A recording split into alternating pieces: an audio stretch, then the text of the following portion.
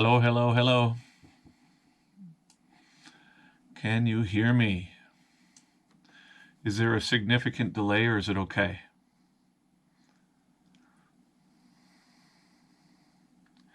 Can you guys tell me? It's been a while since I had this set up, so oh, good. Nice. All right. Okay. Thank God. First time for everything, right? Usually every time I've done this before, it's like 30% of the hangout ends up being me trying to problem solve, but that's how we roll. Hello. Hi. How's your past 8 months been? Mine has been extraordinarily complicated, but we're here now, and I intend to be back for good. But thank you for the patience, and I hope you've been okay. And so, how do we start again? Where were we so long ago? Gosh, let's see. Well, I've got to see where the comments are so I can read these here. All right, so I am in Vancouver, and it is December, what is this? December 17th, and my update is as follows. I moved 3 times. I finished Puzzle, Snuggle, and the film. I made an album called Lightwork. I made another album called Nightwork. And I've got a ton of things in the wings to start thinking about. I start touring again in April, and I've got a head full of ideas as always. But where are you guys at? Let's see. I am looking to see where everybody's at. What a surprise, someone says. I'm literally thinking somewhere there's been a while since you streamed. Yeah, it's been months since I streamed. But I don't know about you folks, but my inability to focus on more than one thing at a time is preposterous. Like, if I have a singular focus, that's it. Everything else, and it's not even that I'd rather not think about something else. It's just I don't function that way. It's crazy. In fact, I've got people in my life that'll say things like, I need you to help fix the back door. And I'll say, I can think about it in 2 weeks. And prior to that, it's going to take 10 times as long and get done poorly. But if I just think about what I'm thinking about, I can do it. Having a really bad day, someone says. Glad to hear from you. Well, I hope your day gets better. I think that this season tends to be difficult for people just in general, right? Like, there's a lot of people that go through some pretty grim moments. So I really hope you end up doing better in the next little while. Who ended up playing on Lightwork? Lots of people ended up on Lightwork. I have a tendency to just spill the beans every time and then piss everybody off in my professional life. So I'm going to hold off for a moment before we talk about it. But it's good. Howdy. I'm loving the not pancakes. Oh, I guess you're referring to Puzzle. Yeah, it's funny. When Puzzle came out, there was a lot of people that were just like, what the fuck, man? But I hold to the fact that it's really what I wanted to do, and I'm really proud of it, and I'm glad that it's done. And then the next thing will be getting the film out on Amazon and all this. Yeah, this is my new place. I've been working on it. I'm not finished. I only got the wall on half of it, but soon. But amidst all the other craziness that's been going on, building a place for me to work has been really difficult, but we're getting there. How am I doing? I'm doing good. I'm doing good. What, I moved 3 times in such a short period of time? Well, there's a jam spot. There was a storage spot. I shared an apartment with somebody and moved home. And then studio, I had moved it from up where Garth lives. And it's been so much physical, like, lifting shit for so long that it was crazy. Oh, Bloodstock too. That was a heck of a thing there. Place looks cozy. Yeah, it will eventually. When I finish it up, it'll be good. But right now, there's so many things that I need to get done and try and get going. Someone says they're making dinner. What would I like? I'll take some pierogies tonight. Actually, maybe some cheese and potato, sour cream, bacon bits, but the fake ones. Really enjoyed Puzzle. Thank you. Do you know why your concert is canceled in Brussels? I don't. And I am in the midst of trying to get caught up on everything that is going in my professional life, and a lot of that is to do with the the touring and the cancellations and the Dream Theater thing. And let's see, I'll get some more questions here. I just had my DT Fishman Fluence pickup put into my Iceman, and thank you for the work you put in. They're like nothing I've used before. Yeah, I like those pickups. They're great. I'm glad that you enjoy them as well. Because pickups are such a subjective thing. It's not great for everybody what is great for one person. But I think it kind of rides that cusp of active electronic heavy metal madness and something that's sweet enough to use on a clean sound. Someone says, feeling buff now. No, I started trying to get my world back together because the moving and the records and the chaos and everything were so much that now I've started getting back on a regular exercise routine, and I feel much better for it. Thank you. All right, so chat pause due to scroll. Here we go. Here we go. Bloodstock is great. Thank you. Hello from Colombia, someone says. How's your back pain? Yeah, it went away as quickly and as mysteriously as it appeared. It kind of went away. But then the stress of the last couple of months, all of a sudden my upper back seized as well. But that's why exercising is great, because it keeps it as limber and supple as a young man like myself would expect to have a back like. Congrats. Let me see what we got going on here. Did you upgrade some of your stuff like the old Mac Mini? Yeah, no, I got myself a new computer because my my last computer, as anybody who has been privy to my work probably is aware, I run a lot of tracks, like a lot of tracks. I do lots and lots of orchestration and lots of virtual instruments, and my last computer is now the stand for the GoPro. So what you see here is actually the last computer. So I did upgrade my computer. Thank you.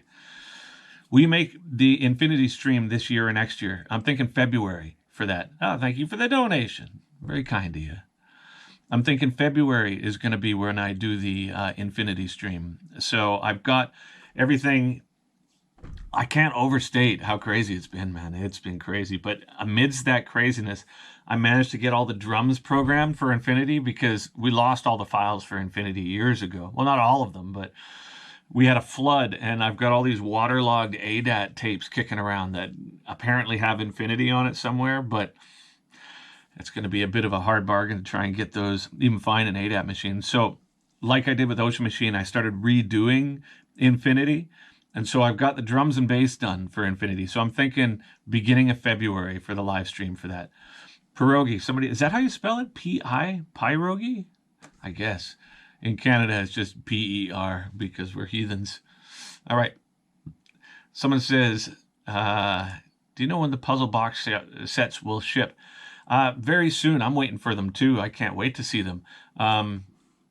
The problem with that has been the same thing that we ran into with just producing CDs, where there's the supply chain of plastic and then the vinyl too. Apparently you're supposed to blame Taylor Swift and Adele for selling millions of vinyls and leaving chumps like us waiting in the wings. But the puzzle box set, we're waiting for the delivery of the little Puddles doll that comes with it, like the little stuffy. And that's it. It's everything else is packaged up in the UK and ready to go out. So thank you for your patience.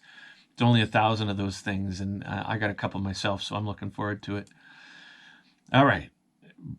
It's because Belgium in the moment, it's only allowed maximum 2 people. Oh, okay, right. So, is Lightwork going to be along the lines of Epicloud? Well, yeah. So the whole idea with Lightwork is thank you, brother. Thank you for the donation.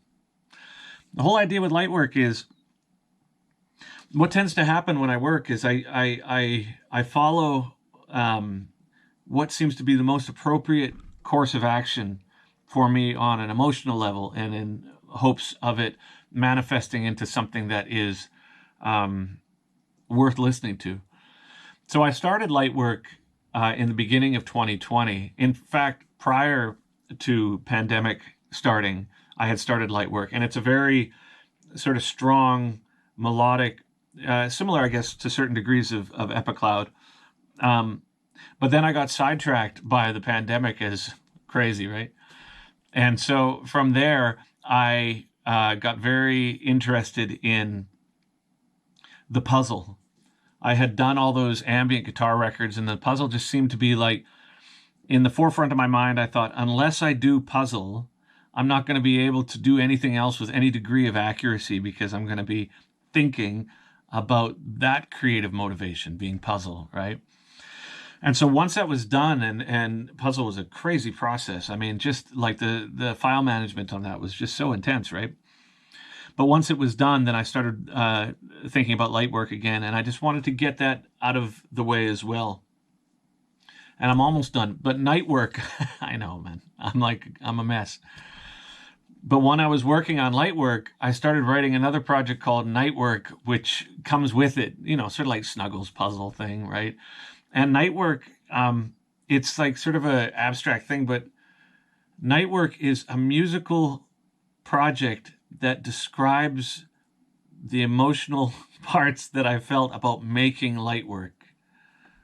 Because light work was with a producer, and there's a certain degree of control that was put on me that I asked for, and that was very difficult, right? So I wrote night work about writing light work. So they come out together, and I think it's really cool. It's similar to Epicloud, some of it, right? But night work is another thing. And then from here, I've got a whole bunch of things that I want to do, but I want to do a bunch of stuff online first. I don't want to worry about selling things for a while. I want to do some more of the online guitar ambient improvs. I want to do what was the other thing that I was thinking the other day that I wanted to try? There's a couple things that I was looking for, but I'll let you know on that. And then we got I'm just talking. All right. So what else is next year? Can't wait to see you at the Royal Albert Hall next April. Man, we're playing the Royal Albert Hall. I'm playing the Royal Albert Hall again. Haven't even thought about it. I figured that once I get the walls up in here and I can kind of say, okay, my studio's done, I can kind of start to focus again and think, then I'll start thinking about that stuff, right? Oh, that's the other thing I want to do. I think I'm going to put up a bunch of stuff on YouTube about how to play the guitar parts, right? Some people have been asking, and I figured that maybe that's a thing that could be interesting enough. I mean, we've got some tab books, but if you don't, if you're not into that, then I'll just put some up online and you can check it out. Hi from Chile. Hi from Vancouver. Dang. All right. Let's see. Are you doing a full set with DT? With Dream Theater. I don't know. I haven't thought about it. I think I'm doing a full set. Maybe? All right. Sorry, I know it's like I said in the beginning of the stream, until such time that I'm able to focus my attentions on something in its entirety, it's just all abstract. And so touring right now just seems like this looming glob of things that need to be sorted out. But at some point I'll do that. So prior to the touring, you do some more guitar ambient records because I really enjoy doing that. I'm going to do some online things of showing how to play. I'm going to, what was the other thing that I was going to do? We'll do the streams. There's something else. It's just, the podcast again. I'm going to start the podcast again. All right. Someone says, nice to catch you on Twitch. Yeah. I'm the youth. All right. Love the puzzle. Great. Thank you. Me too. Glasgow in April is my first live show in 2 years. Can't wait. Oh, so apparently I'm in Glasgow in April. So what is now? So December. So January, February, March. Oh, shit. So that means I got 3 months. Wow. Okay. Well, good to know. Thank you very much. Ash Williams, Senior 1. Okay. Never stop being you, my brother. The amount of times that I have tried to stop being me and that has ended in tears has been many. So I have decided somewhere along the line that yes, I am me and I'm all right with that. All right. Thank you so much for Snuggle Puzzles. Snuggle's been extremely comforting while going through that. Yes. Okay. Okay, let's see. I'm going to look at some of these things. Night work sounds like casualties or key territory. No, night work is I just write. I think that's the thing is it's like no matter the filter that it goes through, whether or not it's like a puzzle filter or lightwork filter or strapping or Ziltoid or Epicloud or Transcendence or Terria or Casualties, whatever it is, I just write and then I put it through a filter. And the filter is the thing that sort of defines it. It's not necessarily that I sit and think, okay, well, this is a style of music that I'm going to participate in now. It's more that I just write and write and write. And then the frame of mind that I'm in dictates the format in which it gets filtered through. And sometimes it's as simple as like a certain guitar sound. Like when I started with Ocean Machine, that real echoey sound was the filter in which that album went through. And that same sort of echoey sound continued with Infinity, but then it changed on Terria, where I used the Stratocaster. And the Strat became like the focal point and the filter in which the material went through. And Key, for example, I had a certain guitar that was like this Eric Johnson Strat with a maple neck that was really inspiring to me because, as players, I'm sure you would understand and relate that certain guitars have songs in them, right? And certain guitars don't have songs in them. But when you do find one, it's like they just kind of fall out of it. And so that guitar was Key. And then I had acquired, because during Key I had bought a Gretsch guitar, but there was no songs in it. Like I thought there might be, but there wasn't. So I sold it, and then I bought a Telecaster, and that Telecaster was full of Casualties of Cool songs. And so all the things that were kind of going on in my life coalesce into the material of that period, but then the filter in which it gets put through is often going to be very specific.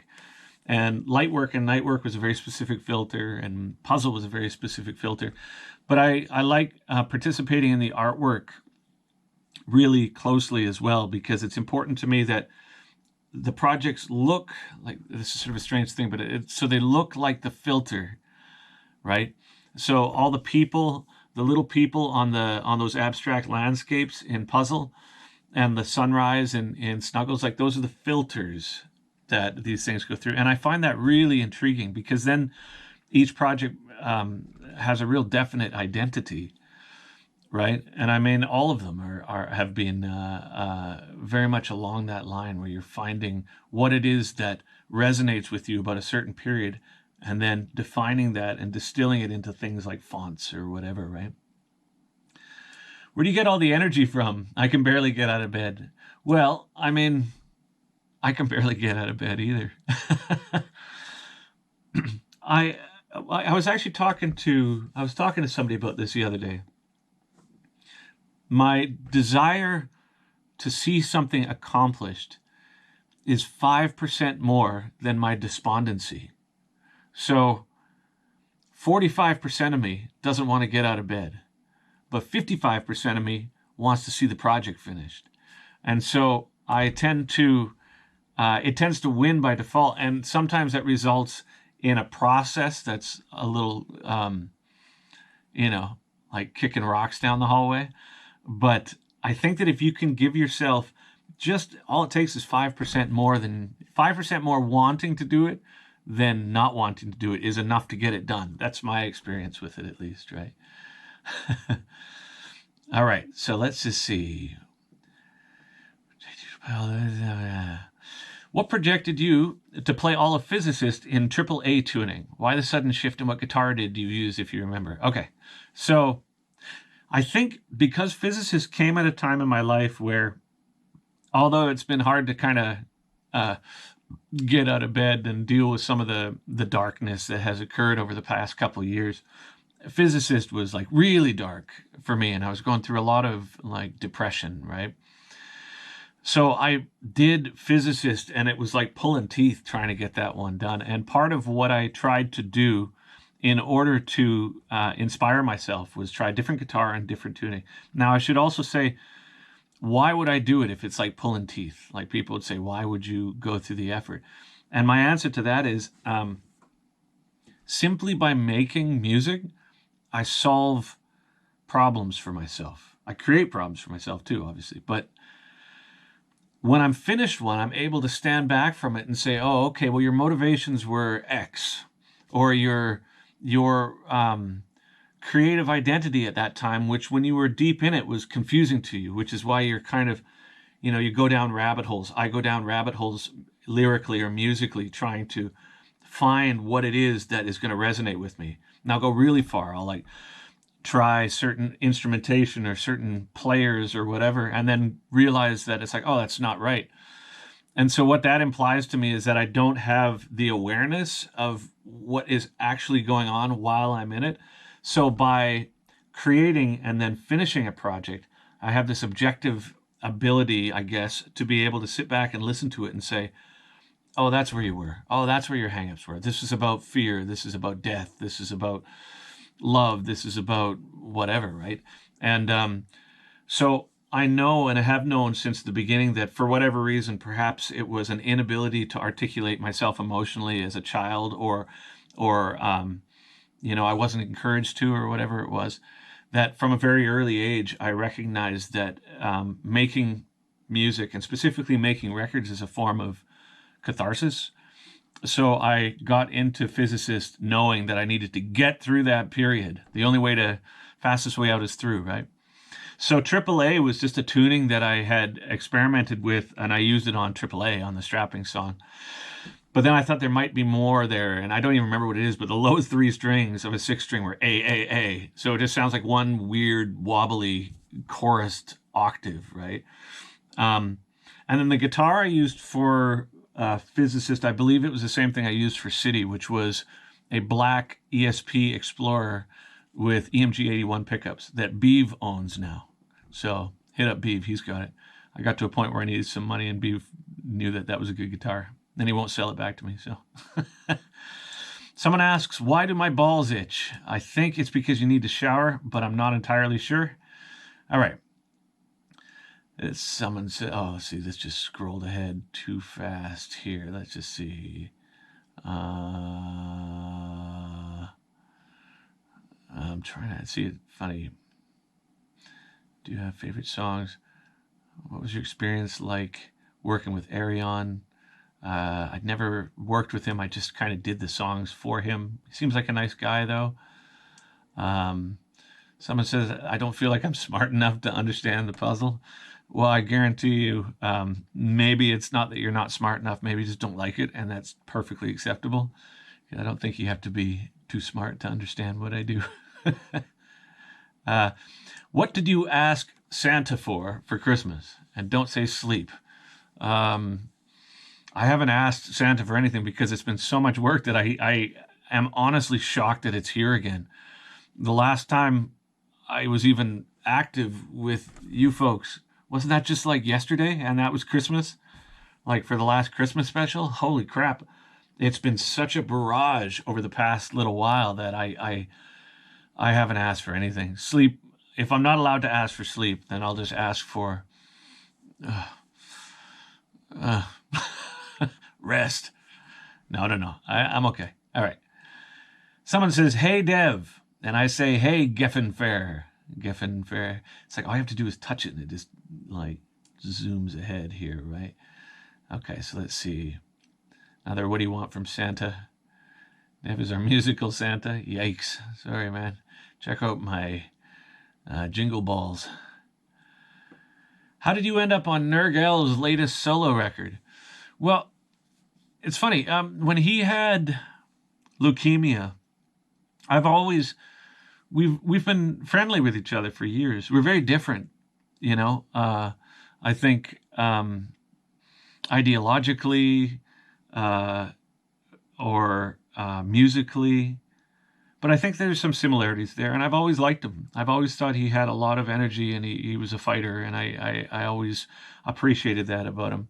And he asked me to do it, and I said I'd do it if I would do my own lyrics, and that was it. All right. Okay, it doesn't really feel like 2 weeks from 2022. It does not, does it? Well, I'm happy to have some chats over Twitter during your busy times. Yeah, well, man, just like trying to keep it all in line has been crazy. I watched Les Mis last week in London after listening to your cover of Bring Him Home. It was amazing. Thanks for introducing me to the show. Yeah, I mean, it's funny. I the next big project I do, I don't know how long it's going to be until I do it, but will be The Moth. And that is a musical for me. But it's funny, as much as I often say I want to make musicals, whenever I actually see musicals now, I think they're like super cringy. So I think it's something, again, it's like my apparent inability to understand myself on that level is in full view here yet again, because I think it's a musical that I want to make. I don't know. Maybe it's an opera, man. Who knows? But it's gonna be something else, I think. Okay, so let's just see. Do you feel like the ultimate goal is to run out of ideas to write about, or more so to make a record better than your last? I don't think I have a goal. If I have a goal, if I was to be forced to say what a goal might be, it's that I feel that as a creative entity, as any creative entity, not just me, but anybody, and I've gotten into philosophical debates about this with people who don't agree with this, my buddies included. But I think that artists are more conduits to things. Like the music already exists in a sense, and you're just trying to do a good job to bring it to the forefront, and it's through your experiences and biases that you're like privy to it in a sense. So if I have a goal, it's when I stumble across a piece of music or a sound or a riff or something that feels really significant to me or really important to me. It's about actualizing it and articulating it in the most accurate way that I'm capable of. And that requires a lot of self-analysis and a lot of humility as the process goes, because you realize how, you interject your own BS into work very readily, and then it gets sidetracked. So my goals have always been to accept what it is that seems to be important and what's in front of me, and then do it to the best of my ability. And that's why sometimes it can be confusing when things like puzzle are what was important to me. And in my head, I was like, oh, I hear this like that. It's this big, dirty, disparate, chaotic mess. And to get it to be the right, dirty, chaotic, disproportionate mess required a huge amount of effort, because it would be too clean, or it would be too organized, or you know what I mean? So it's like, and so light work was like another thing. It's like, oh, it's very organized, and it's very clean, it's very melodic, and it's very big, and it's got a sort of an orangey feel, and the Moth has been this thing I've been working on for 5 years now, and that's like this black and white thing that's like very, very bleak, but has like a conclusion that I think is very, very important to me personally. And so my goal is, when these things come into my mind, try and do it the way that the vision dictates. And that oftentimes puts me into problematic situations with people that I work with that are, and this is what I encounter all the time, is people who, because my ability to hear things is really in tune, like I really hear things, right? And I hear things in things too. It's like it's always been that way.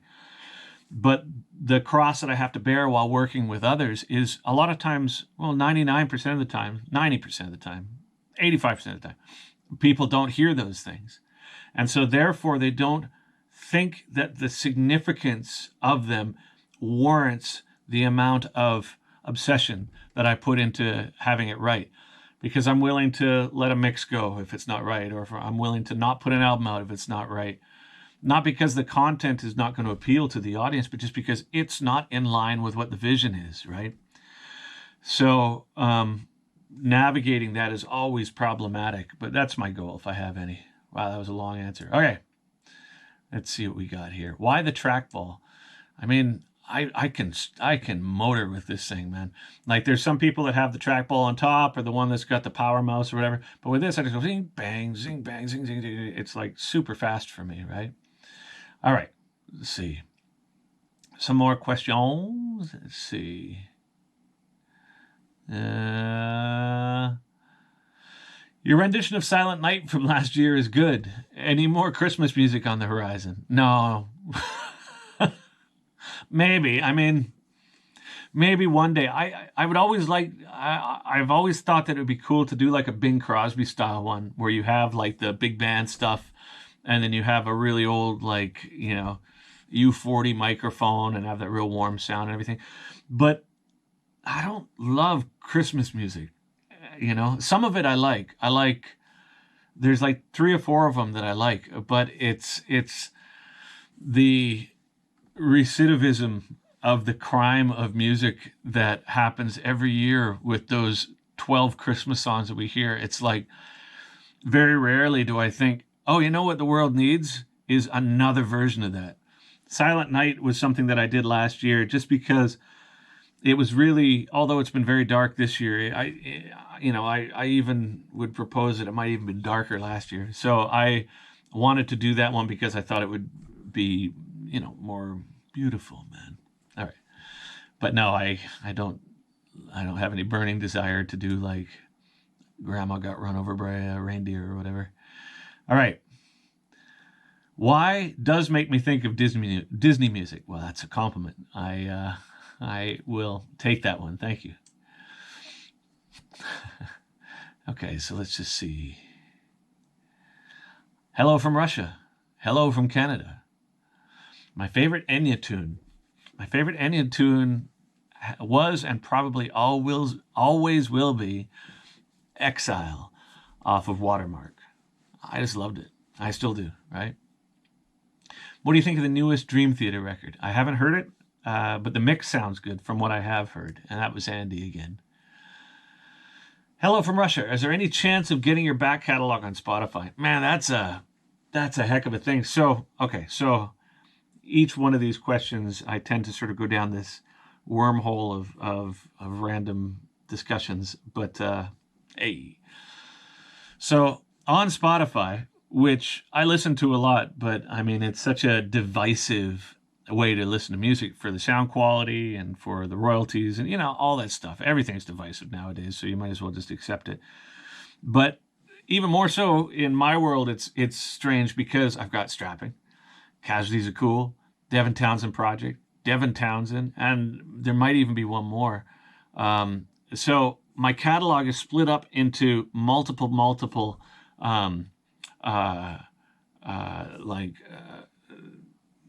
the word, things. And I keep asking, so I get asked all the time, why isn't all the catalog up there? Why isn't Terry up there? And bottom line is I don't know. But anytime I ask either management or the label, there seems to be a week of everybody flapping their arms.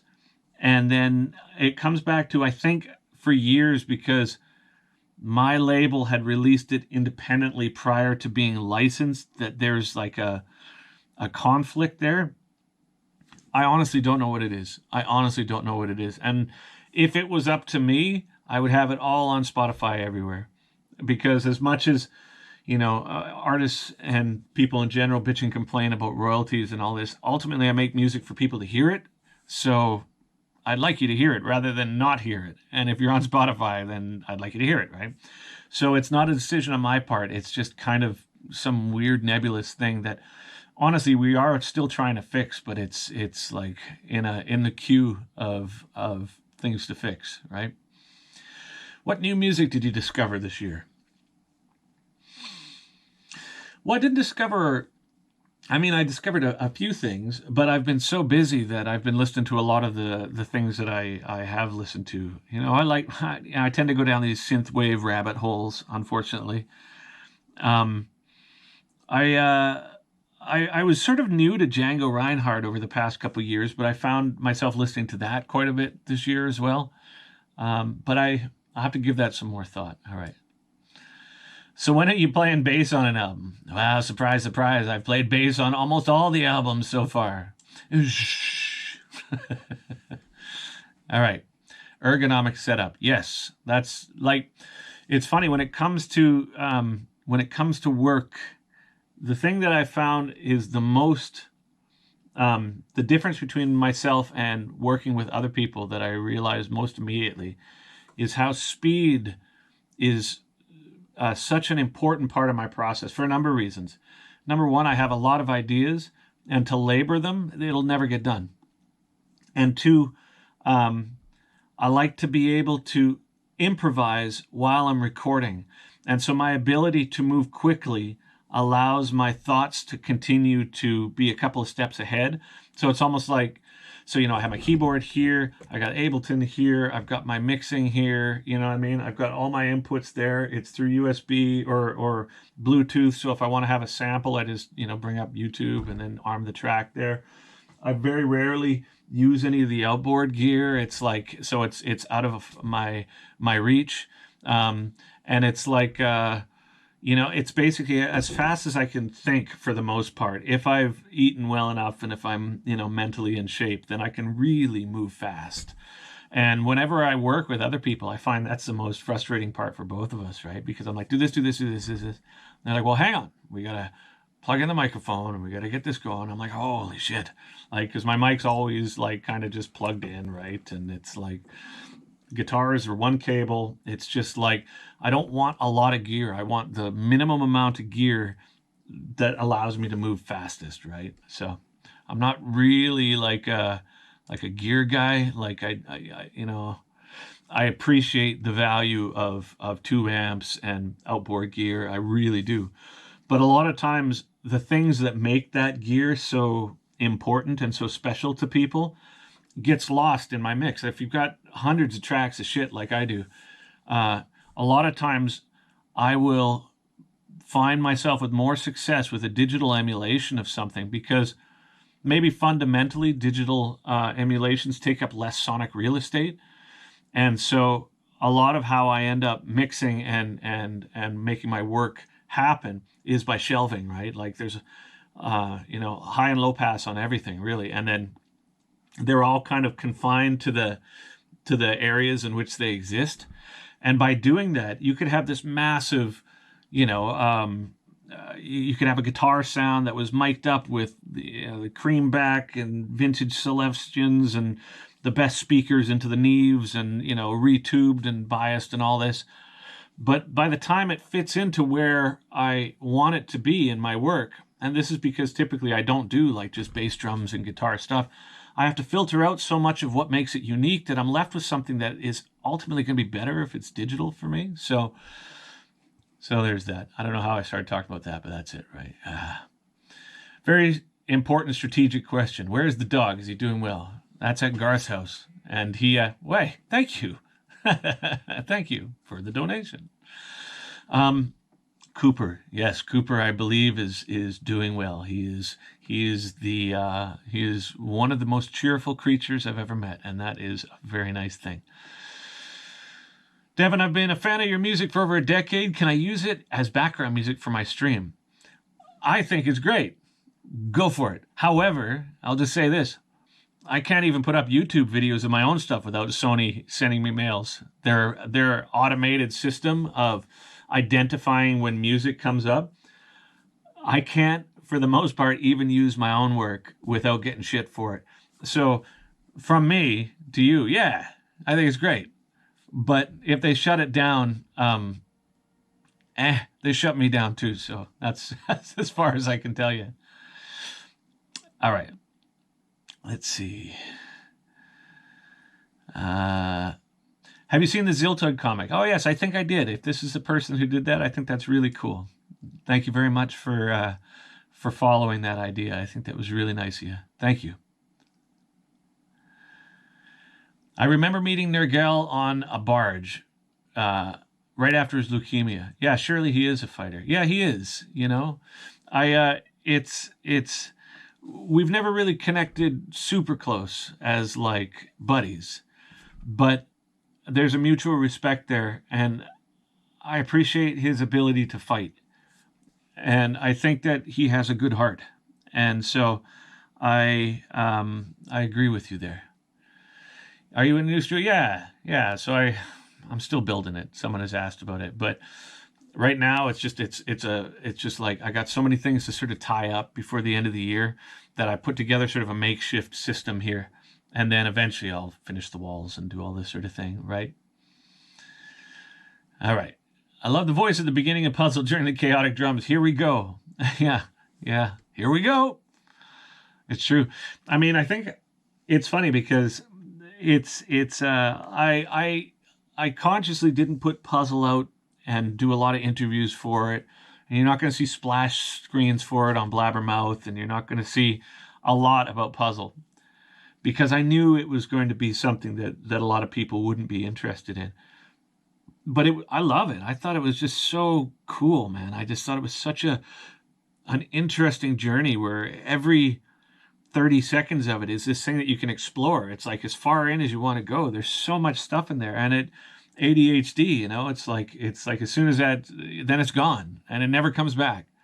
And there's no, there might be a chorus, but then it's gone and it never comes back. And I like that. It's exactly what that year felt like to me, where every day you'd wake up and there'd be this barrage of information, positive and negative or strange, it's like, and they're all rabbit holes, but ultimately it's just so much that it's like it just sweeps by and it just keeps going.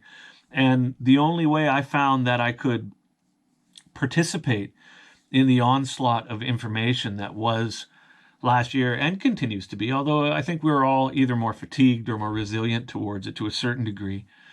The only way I found that I could kind of contend with it was just to like watch it go by, and I think that's why Puzzle was important to me, because I wanted to make something that was like an analogy for that experience in a way, but I didn't make it widely available for a lot of reasons, right? I didn't want people to, maybe the casual listener, to listen to it and just be like, what the fuck, right?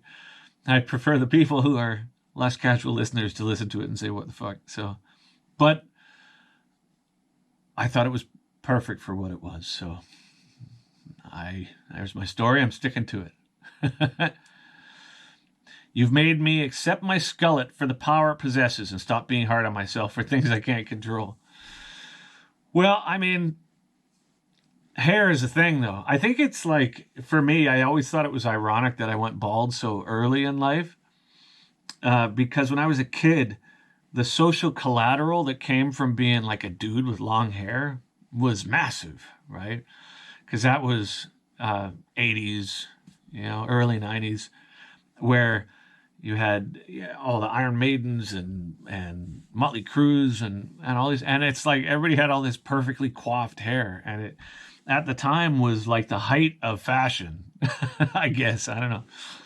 And I never had great hair. It's like my hair was always like a beaver tail. So even when I had it long, it was shitty. And so maybe there was an aspect of me wanting long hair so badly that made it just fall out so quick. It's just like, oh, that's your whole thing. That's what your identity depends on. All right, well, fucking there it goes. So the skullet though was an interesting thing for me, because I never loved it, but the reason I had it is because I had a good buddy that kept giving me the gears about going bald, and so it's like that whole adage about you can't really. Thank you for the donation. You can't really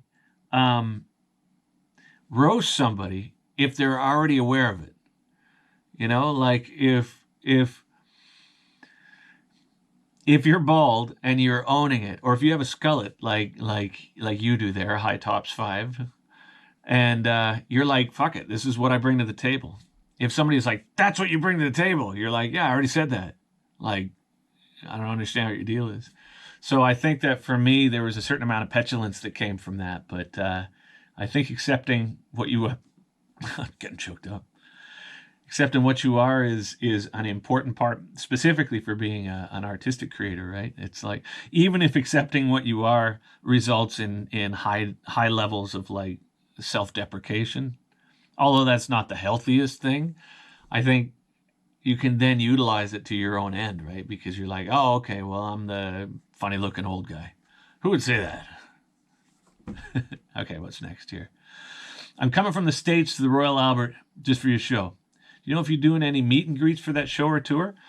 I'm always down for it, but it's going to be entirely to do with whatever the protocols are next year. I mean, you know, it's what it is, ladies and gentlemen, and we're still here though. So congrats to you, congrats to me. We're still here. So in lieu of not playing at all, I will certainly play. But I know that when we did Bloodstock a couple of months back, they put us in a hamster bubble and we're rolling around the backstage area versus being able to meet anybody, right? So if that continues, then I'll have to comply with that. But it wouldn't be my choice to not do a meet and greet. Let's say it that way. Hello, Dev. Hello, Plyan Berserker. Plyan_Berserker. The moth is finally happening? Yes. However, here's the thing with my creation of works. A lot of things are long-term. So I've been working on some songs now for a decade that aren't right yet. It's not that I'm holding on to them because they're of such significance that, you know, when the time is right, I'm going to let it out. It's just that they're not right yet. And so until it's right, I don't finish things, or I don't really heavily pursue them. And the moth is I've been working on it for a while, but there's a lot of gestation that needs to happen with the moth. And so that's currently the process that I'm working on. Book of Mormon is a great musical. I've heard, actually. Let's see. Someone says, hello, babe. And I respond, hello, babe, in return. Do you think you'll work with Arian again? I don't. I mean, here's another thing. There's all sorts of people that want to work with me, and I feel bad, but I don't want to work with anybody. I mean, does that make me a dick? I mean, people often say, we should work together. And I'm like, or not. That's fine, too. I don't want to work with people. And it's not that I don't want to work with anybody. It's just that I don't have a checklist of people I'm trying to work through. You know, I just don't, right? So, you know, I often have to get, you know, it has to, man, it's been a long one, but I hope he does well. My favorite surprise with Puzzle was revealing that Puddle's pity party in the group photo. Yeah, I love Puddles too. He's awesome. There's a lot of people that are on Puzzle that, you know, there's maybe some people that folks would think, why aren't they on there? Well, it's because my frame of reference for who I was participating with on Puzzle was not like these are my long-term friends or these are my associates or whatever. It's who was I dealing with at that point. And him and I started talking at some point during that year. And so it just, he was part of it, I guess. That's it, right? Let's see.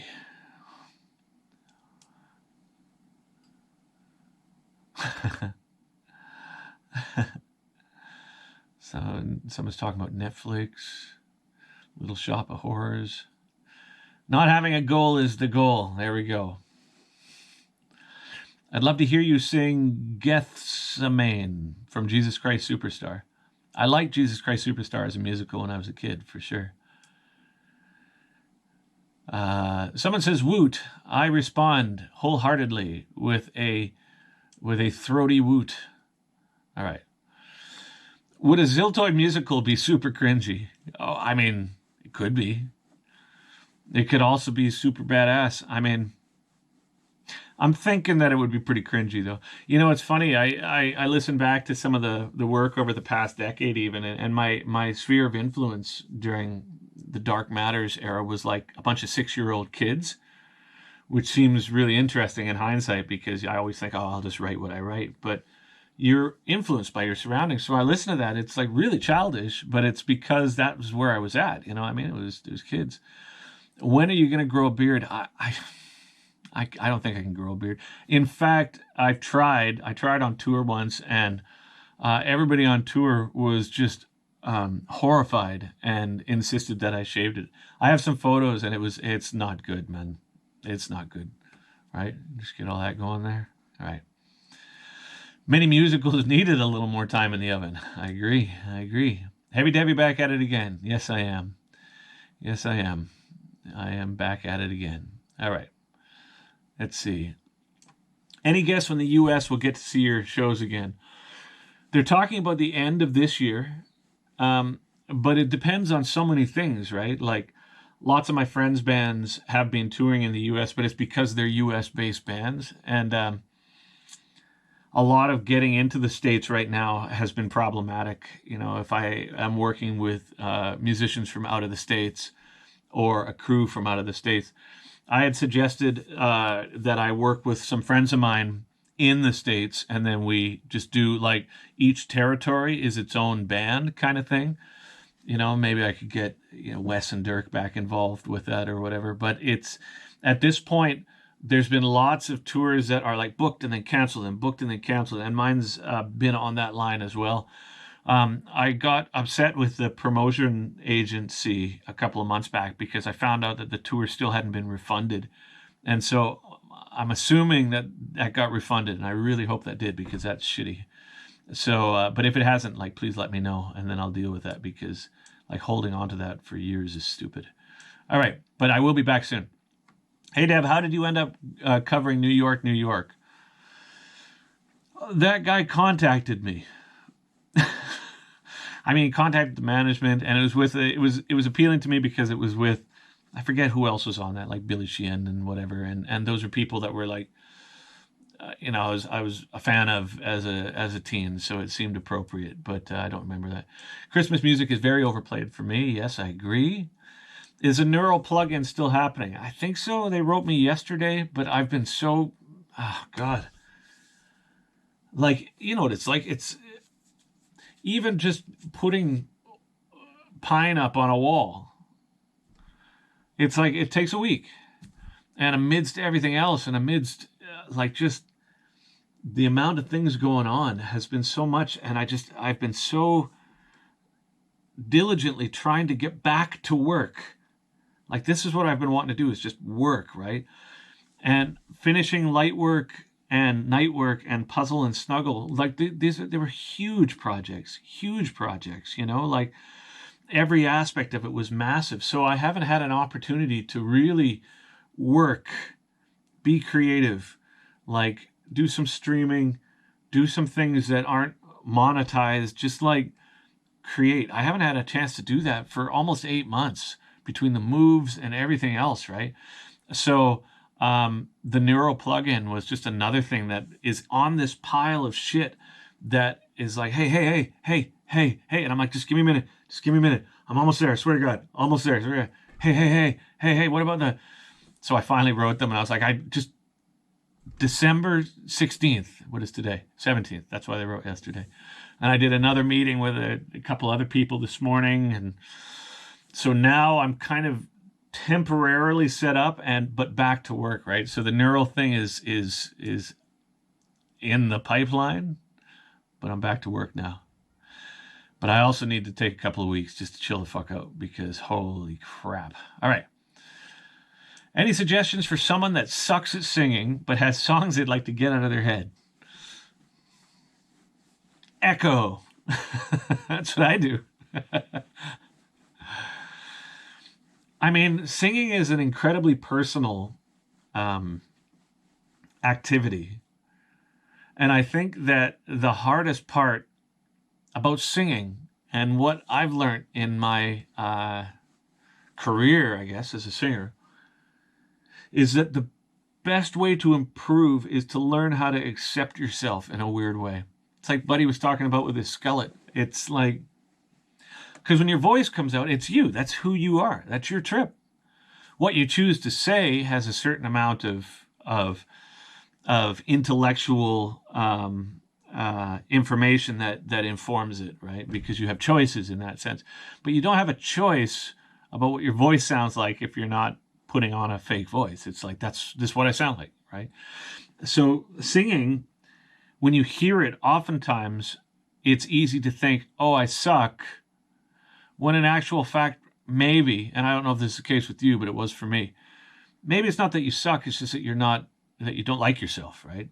And learning to like oneself, not only is it a multifaceted process, but it also brings out music. Like, in order to get to the point where I was comfortable with me, I had to go through all this stuff. I had to go through strapping and infinity and Teria and Ziltoid and the puzzle and empath and Hummer and all of them, right?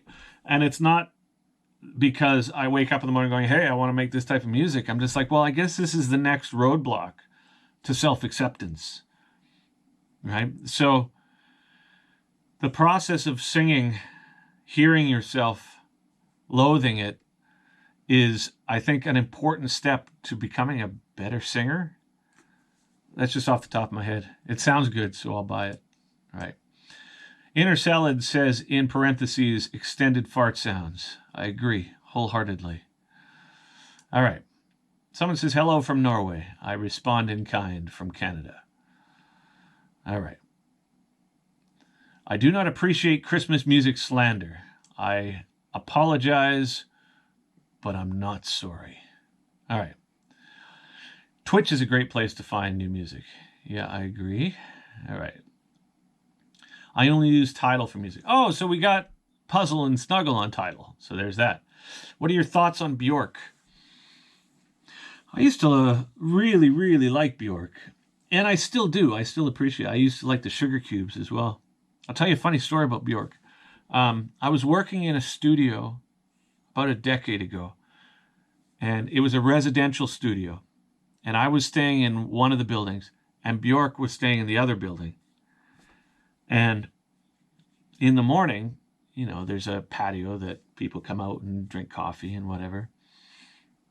And I saw her one morning because you could never see her. But one morning she was out like a normal human being, you know, like sweatpants and, you know, coffee or tea or whatever, and a t-shirt, just normal human being. But I guess she didn't expect anybody else to be there. So when she saw me, she immediately went back inside. And then about half an hour later, she came out like dressed like a swan. She had like the crazy stuff on. And maybe that's part of the thing, right? Is it's like, I think I would like to talk to real Bjork, but I don't know how much I'd have in common with Swan Bjork. Okay. I think that by sticking to a single artist name, you'd be more boxed into a single sound. Look at Les Claypool. So many artist names, but no one ever wonders why the other. Oh, that's a fair assessment. Know what I need? I need a pseudonym for my ambient stuff. You know, like Gaunchpull or something. Gaunch is a Canadian term, I guess, for underpants. But I need something like that. That way I can just keep vomiting this stuff out. It's like for the BBC thing as well, where I did that kids show, you know, something that encourages parents less to see me up on stage with strapping, saying a bunch of gnarly stuff. All right. Django Reinhardt was awesome. Yes. Will the 3 guitar improv albums ever be available on CD and or vinyl? Yeah, you know what? On my list. I would like to put it up on Bandcamp even. I wonder if that's something that I can do. There is a reason why we couldn't do it on Bandcamp. Maybe it's already up on Bandcamp. Here, I'm going to make a note for myself here. Okay, guitar improvs on Bandcamp. All right, so what's next here? Okay, synthwave, yes. Oh, we're far back in the questions here. Sorry. Okay, and scrolling down.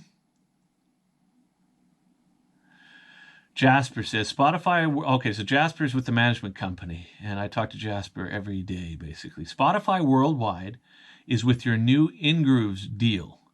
We need to supply all the music and art again on our list of things to do when you've got time again. Cat with sunglasses. Okay, so there's the answer with Spotify. So in order to get the puzzle distributed, we signed a deal with a company called InGrooves. So in order to do Spotify, so it can be done, I've just got to get off my lazy ass and provide the artwork and music. So give me a bit of time. All right. What vocal mic do you typically record with, and what preamp do you record into? I guess it depends. For years, I've used an AKG 414 or an SM7, a Shure SM7. SM7 more for like screamy vocals, 414 for more like a overall vocal. and then I run that into a Universal Audio 6176. However, on the most recent record that I did with Garth Richardson, I used a German microphone that was made by Neve or something.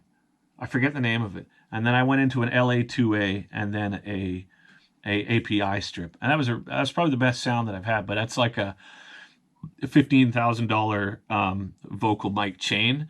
So I don't have that, but maybe eventually I will. All right. I think it was my favorite one so far, but up to this point, it's been a 414. All right. What's your favorite bass guitar? Do you like a certain Fender bass, like your preference with the Telecaster? So my relationship with bass is an interesting one, because as much as I play bass on the records, I'm not a bass player. I think that I think you're wired to be what you are. I think I'm good at playing the bass, but I'm not a bass player. So if somebody said, here, sit in with this funk band and improv on bass, I could hold it down, but I wouldn't do anything that was like particularly funky for sure. But I'm really good at like getting a consistent tone and playing solid and sitting behind the beat and all that. And so for the function of playing bass guitar, I have a Zahn bass, I have a Sadowski bass, both of those are 5-string, and I have a Sandberg bass. And those three are the ones that I use. I actually really like Easy Bass, that Tune Track program as well. If you haven't used it, it's really cool. It sounds great. But when I actually sit around and play bass, I'm much more into the physicality of the instrument. So the sound isn't as important as what it feels like, because I just love how basses are. Like just the real primal like connection to the foundation. And although the bass that I like playing most in that case is a fantastic sounding bass, it's not the same sound that I typically go for. And so the bass that I play when I'm just sitting around is a Warwick thumb, because it's such a groovy little orb of woody goodness, right? All right. Your shirts are so sold out all the time. Well, I didn't know that, but that's great. Will there be more availability? Yeah, maybe. Hope so. This shirt? I don't know, man. I think that we've got, if you go to heavydevi.com or devintownsend.com, we've got a merchandise page there that I think we got lots of silly things, right? Someone says, is that couch comfortable? That one there. Yeah, so I bought that from IKEA. So that was $200. And the one at the back there, my sister gave me, and I had to get it cleaned. So that one cost me $175 and now doesn't smell like cat piss. So that's a great thing. Any new ideas for guitars from Framus? So I have a couple of things that I'm working on with Framus. I've been working with, okay, so here's the thing. Framus went through a really hard time during the pandemic.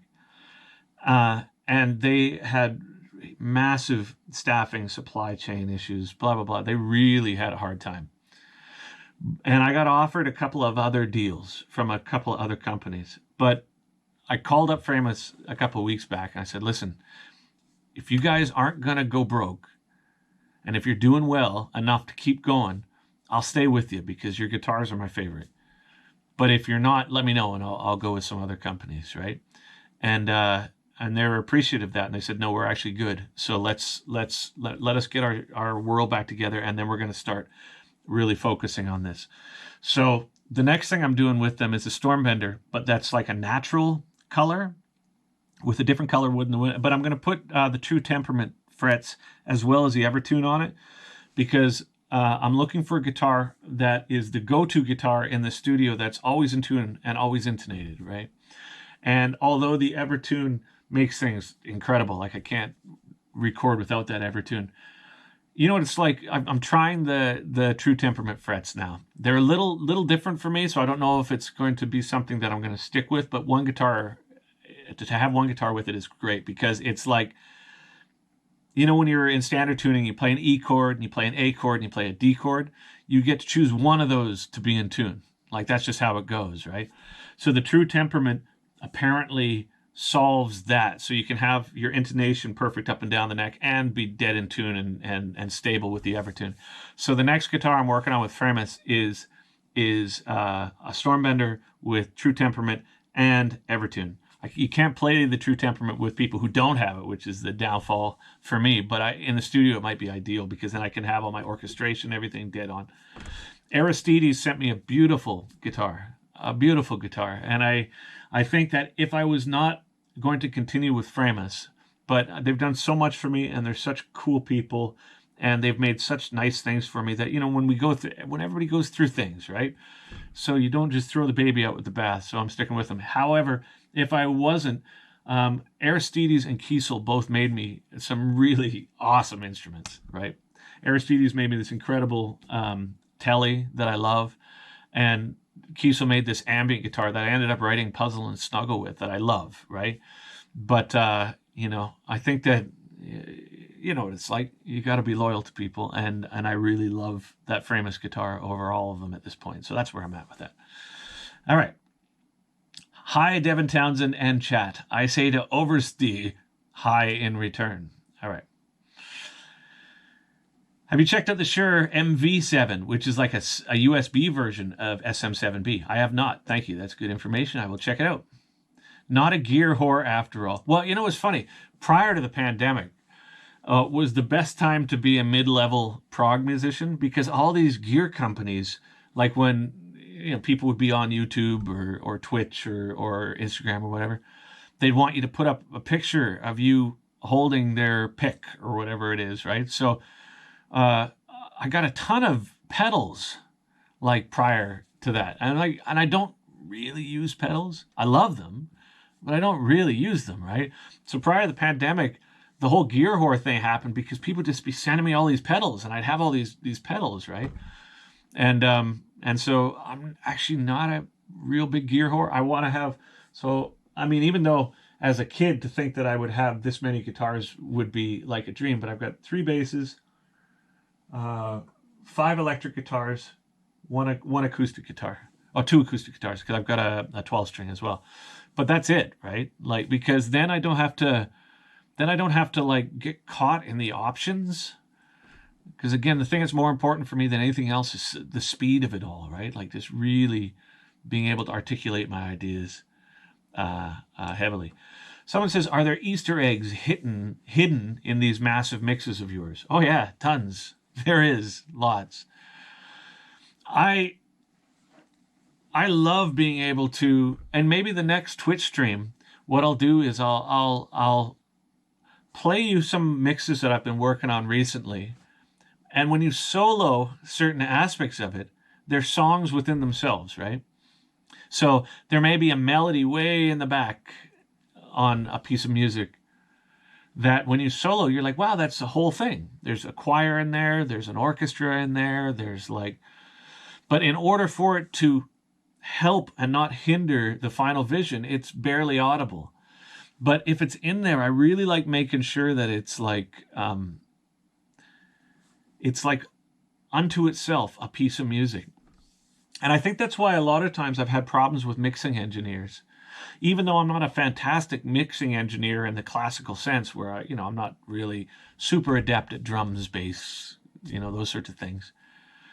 The things that often gets lost for me when I work with other mixers is that in order to make the song speak, it's like oftentimes really limited or really compressed, and then the subtlety of that orchestration gets lost. And I've always been of the mindset that I would prefer to have a weaker sounding snare drum, because I'm not the best drum mixer in the world, but I would prefer to have that as a compromise if I could have the orchestration clear, right? Maybe one day I'll find a mixing engineer that's willing to work with me, as opposed to tell me that the only way to solve it is to turn all those things off. But there's a couple people I got in line for light work, and we're going to try that as well. But who knows, right?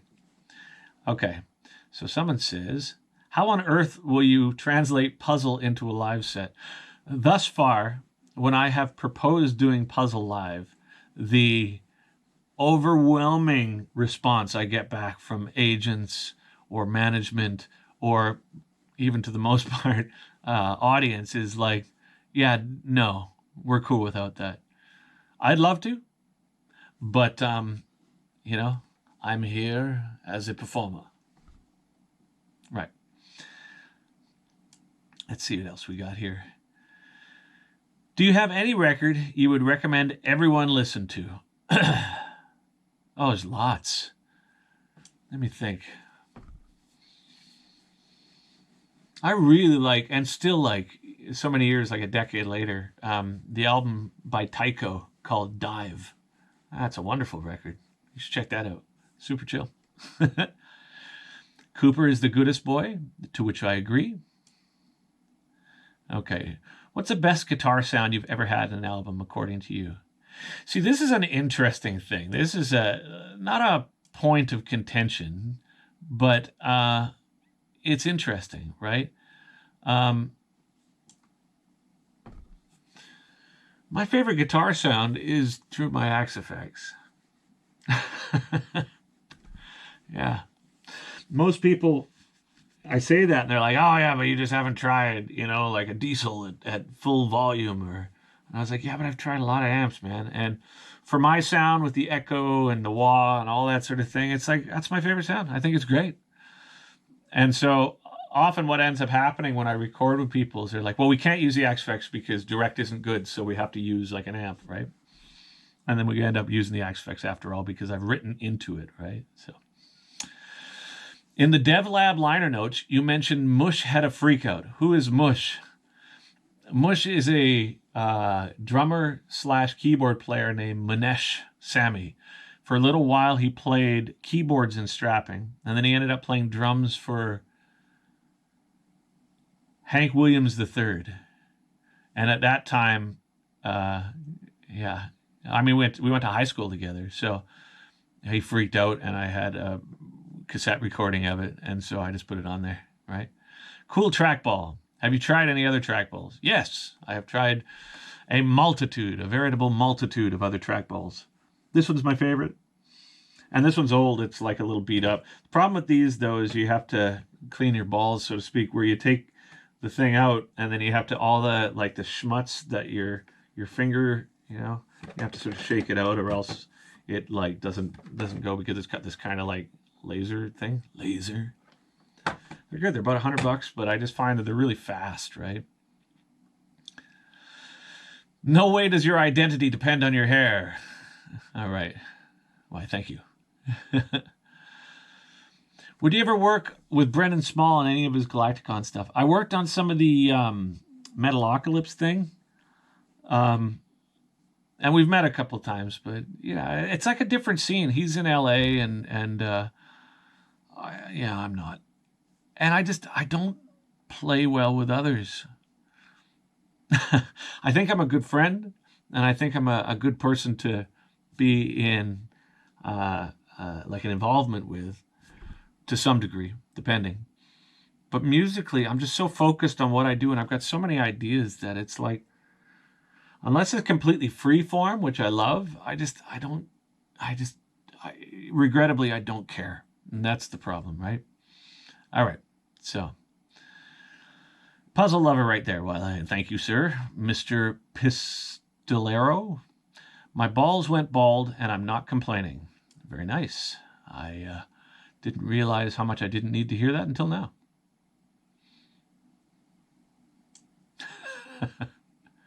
Yay, Devin, yay.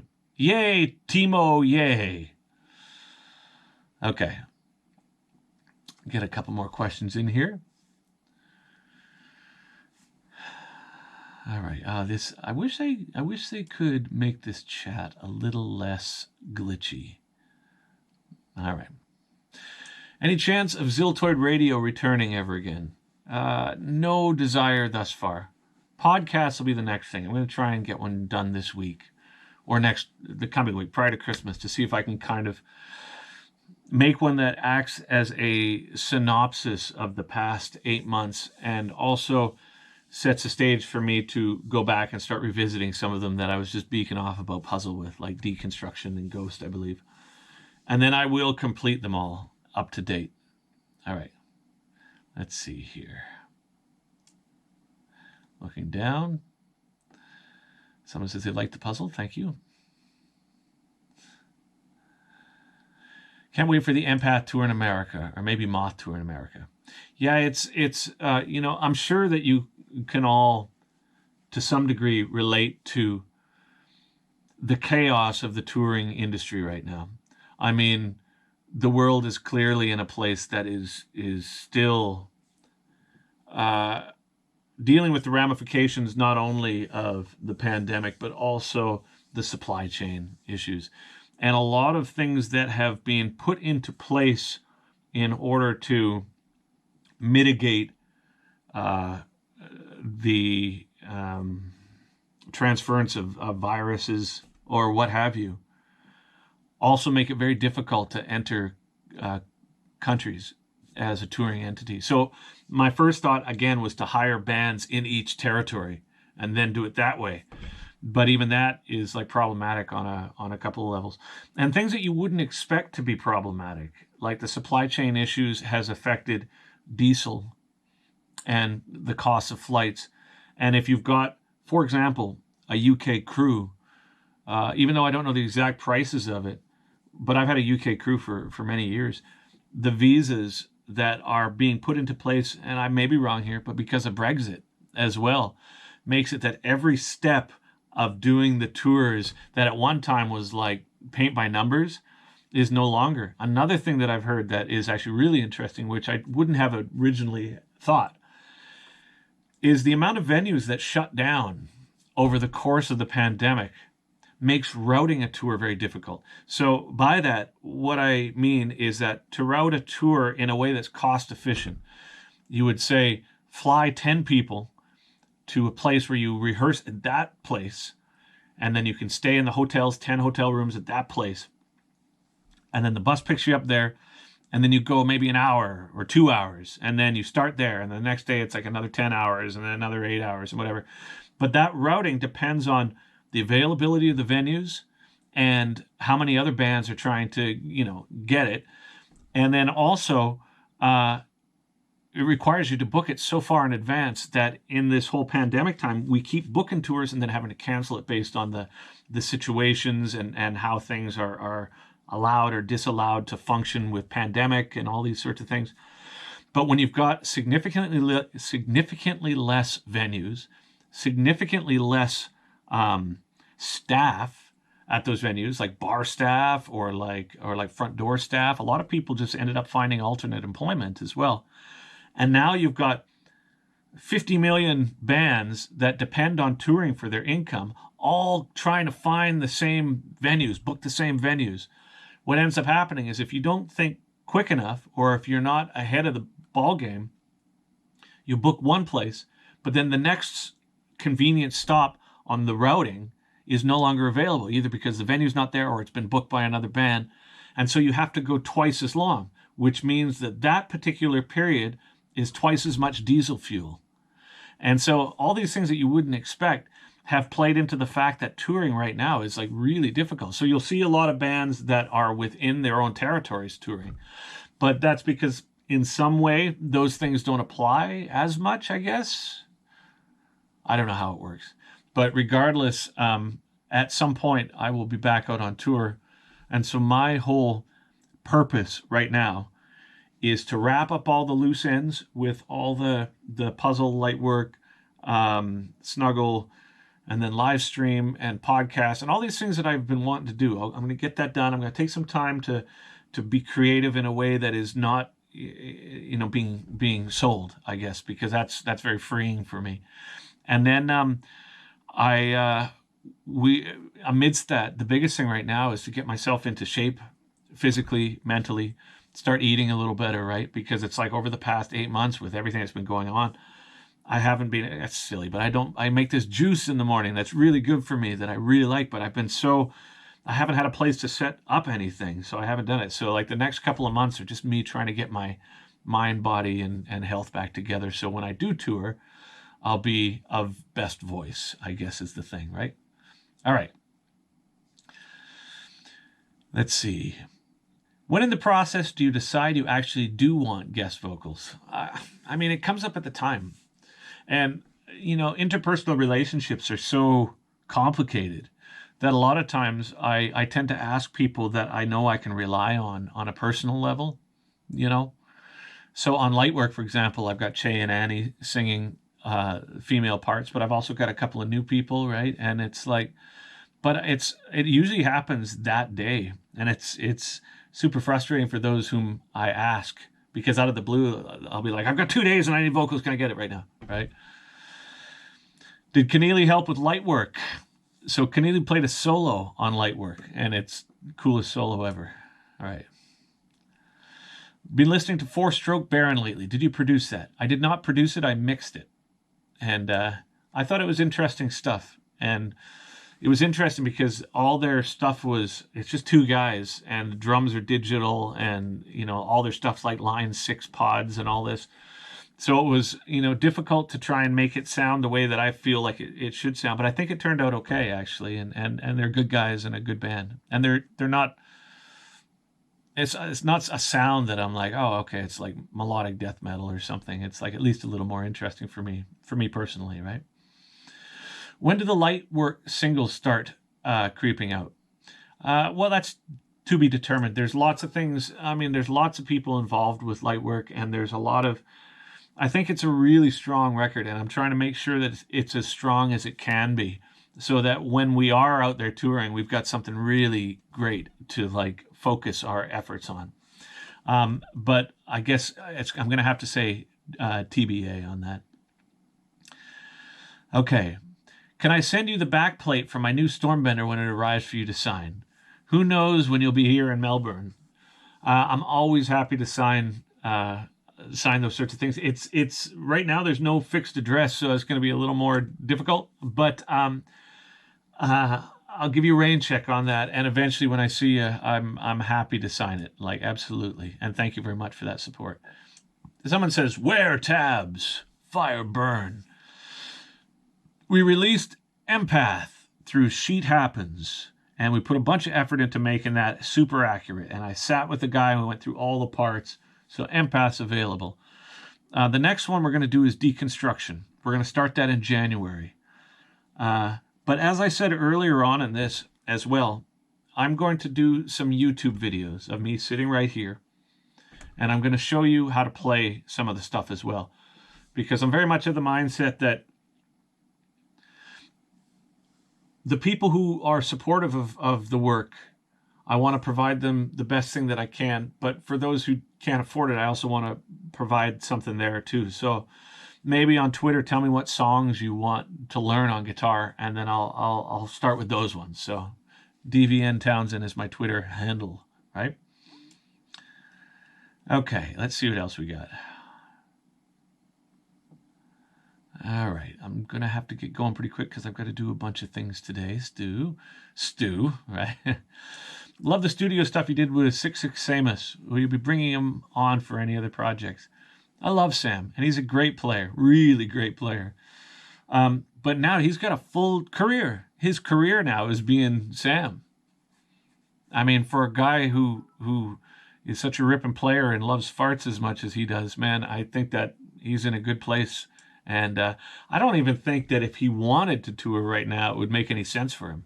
I think that he's probably going to do much better staying at home with his cute little dog and playing drums. And so if it comes up, it comes up. But I can't imagine that he's got much spare time right now. And good for him, really. That's awesome.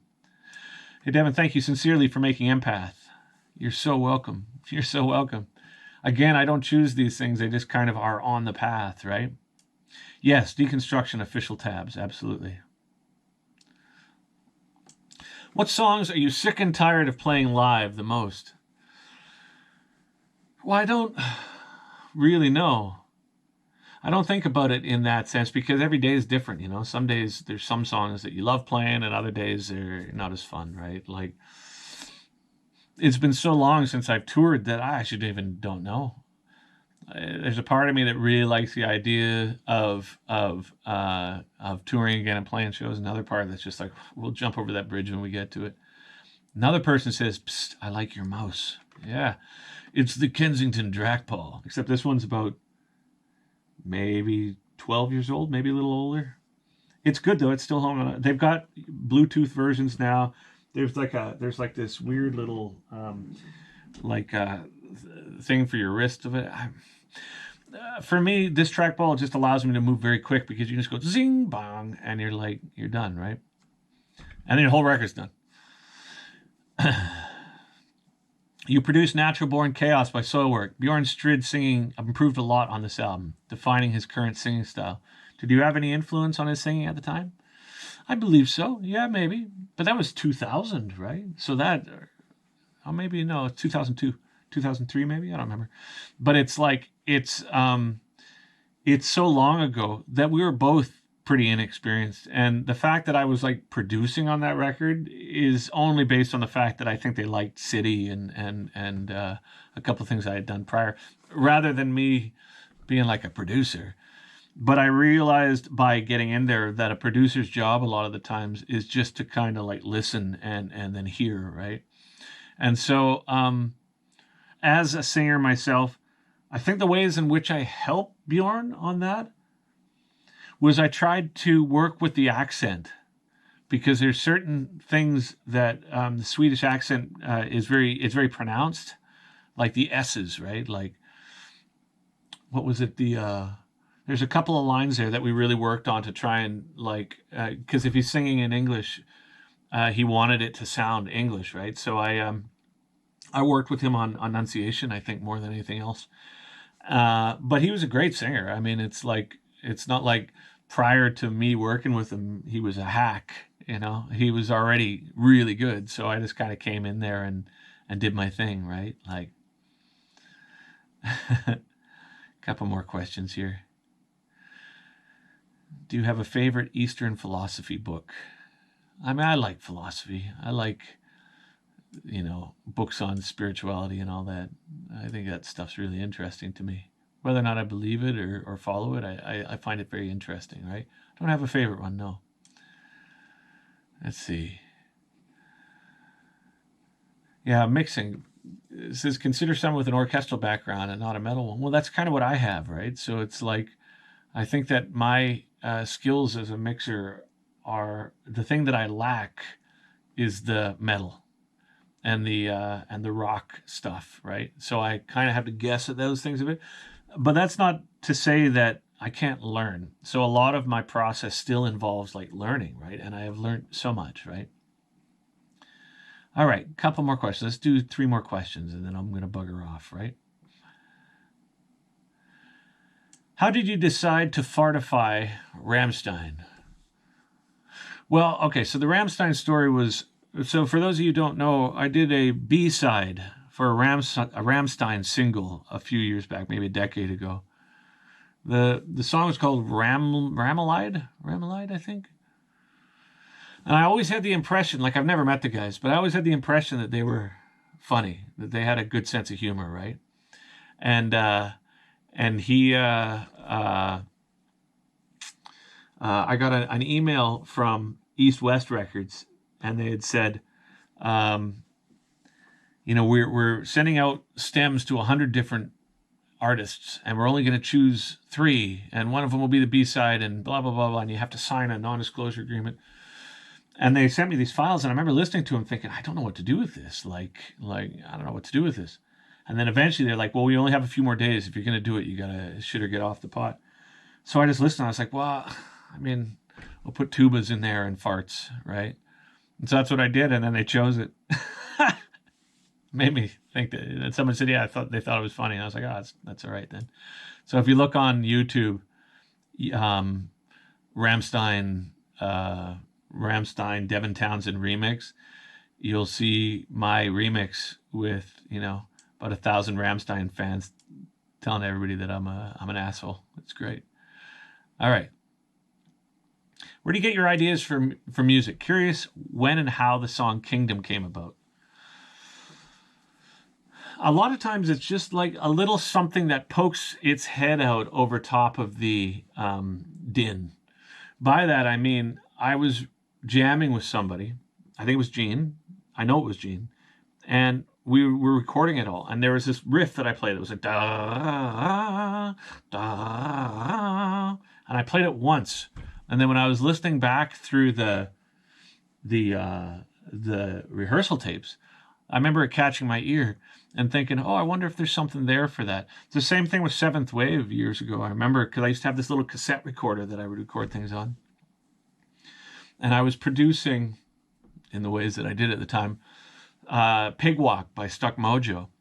And when I was sitting in my hotel room in Atlanta, I was listening through to my cassette recorder, and da da da da da da da da da was on there.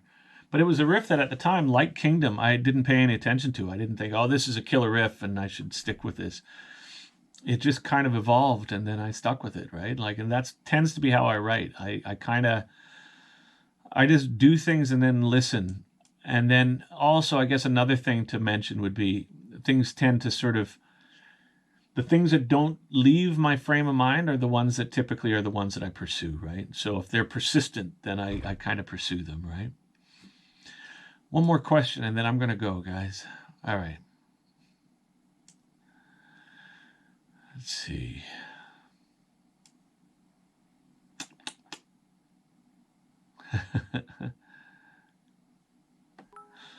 How did you come up with the middle section for Deep Peace? What I used to do during the Teria time is, because I'm an early riser, I would get up in the morning and I'd have a big coffee and I would sit on the stairs and I had this little Zoom box with a speaker in it. If you look on the credits or in the artwork for Teria, you'll see it. It's this little yellow thing called a Zoom Fire. And I had this sort of watery delay-ish type of sound that I used. And I would just sit on the stairs and play. And that was an example of a piece of music that evolved over time. The first like all that was there. And then just over the course of maybe 6 months, I would just tag on little bits to it and then refine it. And then by the time it came time to like actually record, I had this whole piece kind of worked out in a more orchestral sense. And that was kind of how that one goes. And a lot of things happen that way too. Like a lot of deconstruction happened that way too. But again, the filter in which I process the music from a current period of time is often what defines how it's written even, right? So Teria was written during that period, and that's how I was writing at that time. Sometimes people say, well, you should go back to writing the ways that you did on whatever album, is something is like Ziltoid even, right? But the problem is